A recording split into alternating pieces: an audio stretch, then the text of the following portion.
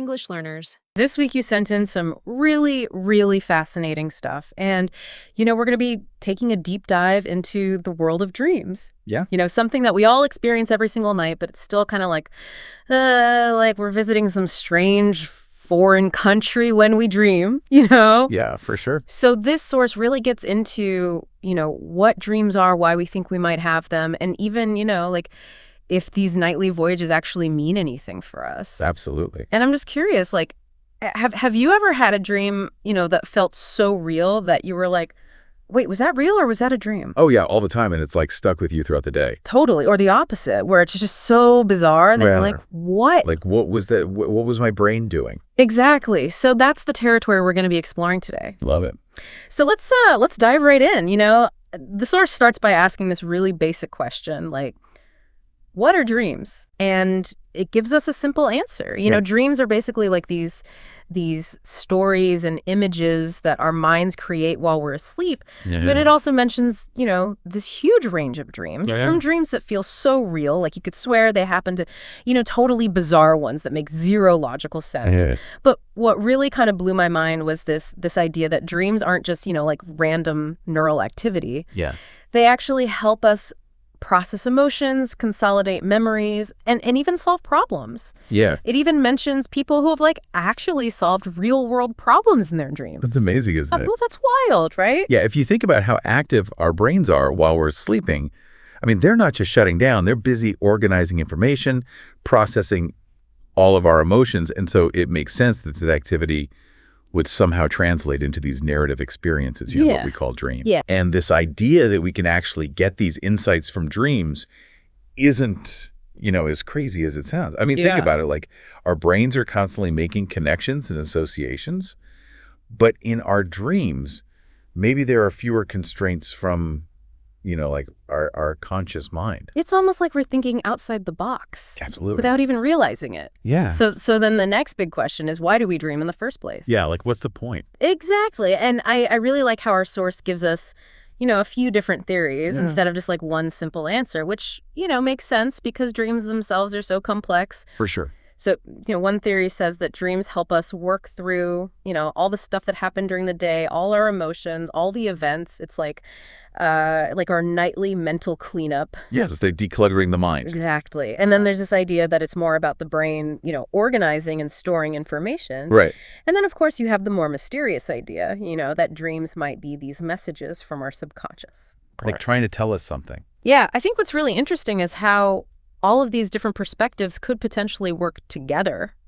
It's quite possible that dreaming does serve a bunch of different functions all at the same time. Processing emotions is probably linked to how we form memories.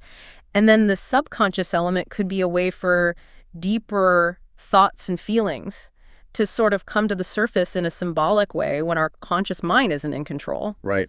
And the source gives these examples like dreaming about being chased, which could mean that you're avoiding a problem in real life, or, dreams about falling could indicate a feeling of insecurity. Oh, yeah. So those are just, interpretations. They're not a direct translation, but they do suggest that there's this really interesting connection between what's going on in our minds during the day and what we dream about at night. Yeah, that potential connection is what makes it so fascinating, right? Right. Now, the source also talks about different types of dreams. Which I found super helpful for, categorizing my own, weird nighttime adventures. Sure. So first up, lucid dreams. Oh, yeah. This is when you suddenly realize in your dream, wait a minute, I'm dreaming. Uh-huh.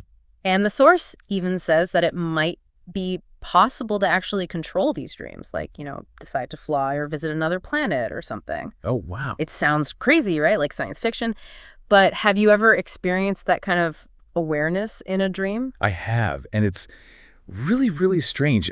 From a neurological perspective, it's fascinating because it seems like there's increased activity in the prefrontal cortex during these lucid dreams. Mm-hmm. And that part of the brain is, involved with things like planning and self-awareness. Oh, wow. It's like your brain is becoming more conscious even while you're dreaming. So it's like a heightened state of consciousness. Yeah, exactly. And the fact that, people actually try to train themselves to have lucid dreams just shows how much interest there is in exploring this unique state of mind. Yeah, it's like a whole other level of dreaming. Cool. Now, we also have recurring dreams. Right. Those dreams that happen over and over again. And the source suggests that these repeating themes, they might be our minds trying to tell us something important, like our brains kind of stuck on a loop. Yeah. Until we, figure out what the message is. It's like it's trying to get our attention. Right. And I think this brings up a really important point about, these recurring themes in our subconscious. I mean, recurring dreams could be connected to, conflicts that we haven't resolved, or anxieties, or maybe even, like important life lessons that we haven't fully grasped yet. So if we look at this from a psychological angle, paying attention to the patterns in our recurring dreams could actually give us some valuable insight into, parts of our waking life that we might need to work on or resolve. Right. Like there's something there that we need to pay attention to. Exactly. And then, of course, we have the dreams that we'd rather, just not have. Oh, yeah. I know what you're talking about. The nightmares. The dreaded nightmares, yeah. Yeah. Our source describes them as, these really intense, scary dreams that can wake you up feeling completely terrified. And it links them to stress and anxiety, which I guess isn't that surprising? Yeah. Unfortunately, stress and anxiety are often the culprits. Right. It's like the worries we have during the day, they just follow us into our sleep. And on a physiological level, nightmares often come with, like increased activity in our nervous system.